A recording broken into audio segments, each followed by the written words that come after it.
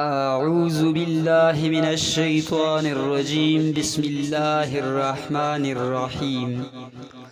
حضرت عبداللہ بن عمر رضی اللہ عنہ سے روایت ہے کہ قبیلہ بنی سلیم کا ایک اعرابی ناگہاں حضور اقدس صلی اللہ تعالی علیہ وسلم کی نورانی محفل کے پاس سے گزرا۔ آپ اپنے اصحاب کے مجمع میں تشریف فرما تھے۔ یہ اعرابی جنگل سے ایک گو پکڑ کر لا رہا تھا۔ اعرابی نے آپ کے بارے میں لوگوں سے سوال کیا کہ وہ کون ہیں۔ لوگوں نے بتایا کہ یہ اللہ کے نبی ہیں۔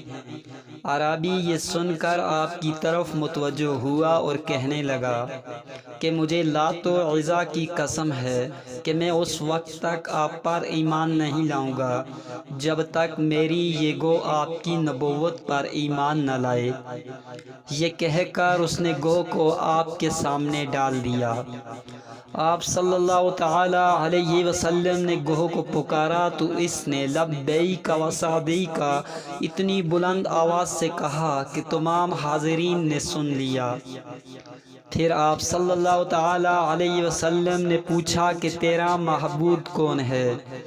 گوہ نے جواب دیا کہ میرا معبود وہ ہے کہ اس کا عرش آسمان میں ہے اور اس کی بادشاہی زمین میں ہے، اور اس کی رحمت جنت میں ہے اور اس کا عذاب جہنم میں ہے۔ پھر آپ صلی اللہ تعالی علیہ وسلم نے پوچھا کہ اے گو یہ بتا کہ میں کون ہوں؟ گو نے بلند آواز سے کہا کہ آپ رب العالمین کے رسول ہیں اور خاتم النبیین ہیں۔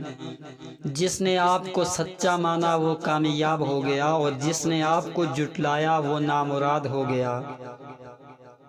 یہ منظر دیکھ کر اعرابی اس قدر متاثر ہوا کہ فوراً ہی کلمہ پڑھ کر مسلمان ہو گیا اور کہنے لگا کہ یا رسول اللہ صلی اللہ تعالی علیہ وسلم، میں نے جس وقت آپ کے پاس آیا تھا تو میری نظر میں روئے زمین پر آپ سے زیادہ ناپسند کوئی آدمی نہیں تھا، لیکن اس وقت میرا یہ حال ہے کہ آپ میرے نزدیک میری اولاد بلکہ میری جان سے بھی زیادہ پیارے ہو گئے ہیں۔